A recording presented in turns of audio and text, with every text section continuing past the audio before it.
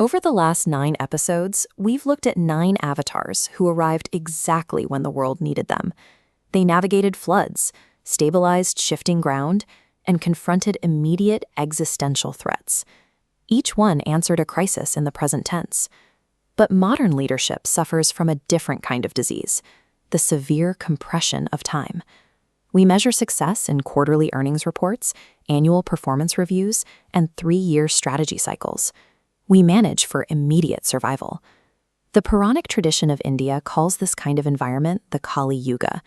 It is an age defined by deep fragmentation, where institutions protect themselves, trust erodes, and the root causes of our problems are buried under surface-level fixes. When a system is this degraded, incremental reform is no longer an option.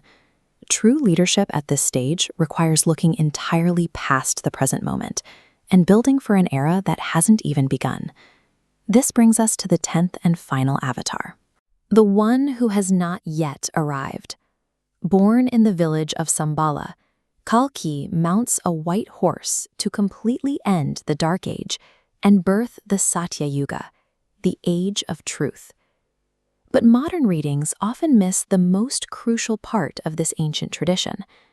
Kalki does not show up to rescue a passive world. His arrival is triggered only when enough leaders, in enough places, have done the quiet, foundational work to give the new age somewhere to take root.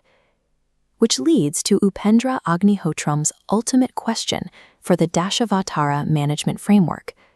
What are you building today, in the decisions you are making right now, for a world that does not yet exist?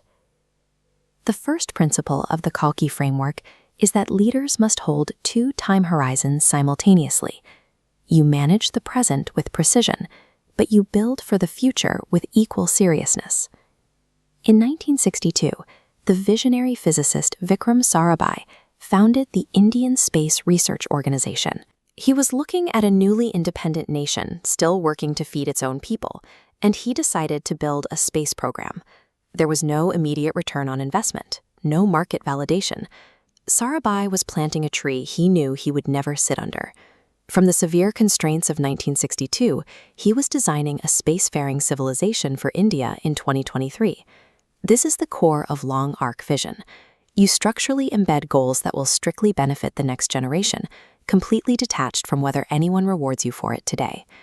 This brings us to the second principle. The hardest points of an era are the moments of maximum leadership responsibility. Navigating them requires seeing the entire systemic board. ISRO built its capabilities over decades, from the Aryabhata satellite in 1975 to the Mangalyaan Mars mission in 2014. They did this without massive budgets, relying entirely on frugal engineering and an incredibly tight, holistic view of their systems. Frugal engineering is a rigorous discipline. Every retiring generation transferred their structural knowledge to the next, optimizing every individual part of the program to serve the whole. Resource scarcity is never an excuse to abandon a long-term vision. It is the exact reason why isolated, surface-level fixes have to be discarded in favor of optimizing the entire operational system. The third principle is the most humbling. You are the preparation, not Kalki. Most leaders will never be the hero standing at the final victory. In the 1990s and 2000s, retiring ISRO scientists systematically handed off their life's work to 20-somethings. They stepped aside, trusting an entirely new generation to carry the mission forward. It takes a staggering amount of trust to launch a modern spacecraft. The vehicle on the pad physically relies on an unbroken 60-year chain of egoless engineering decisions made by people no longer in the room. Institutional survival does not depend on lone saviors. It depends on leaders who view their tenure strictly as a bridge between founders and the future. That chain of trust reached a definitive arrival point on August 23, 2023, when the Chandrayaan-3 mission initiated its descent to the lunar South Pole. As the lander touched down, scientists in mission control wept. They were the direct inheritors of the vision Vikram Sarabhai laid out in 1962. This was physical proof of that multi-generational work. India became the first nation to successfully place a rover on the lunar South Pole.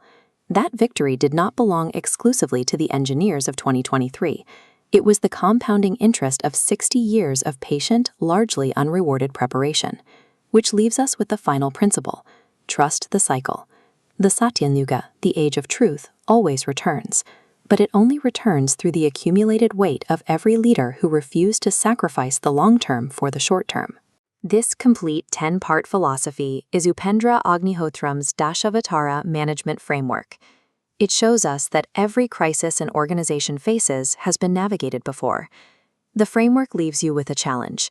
You have to accept that you may never be the savior. Instead, your job is to hold the ethical standard and build the foundation, precisely when no one is watching and no metric is rewarding you for it. The cycle is turning. The horse is waiting. The only question left is, what will you build with your time in this age? The Dashavatara Management Framework, created by Upendra Agnihotram, all rights reserved. Learning the framework was only the preparation. Executing it is the real work.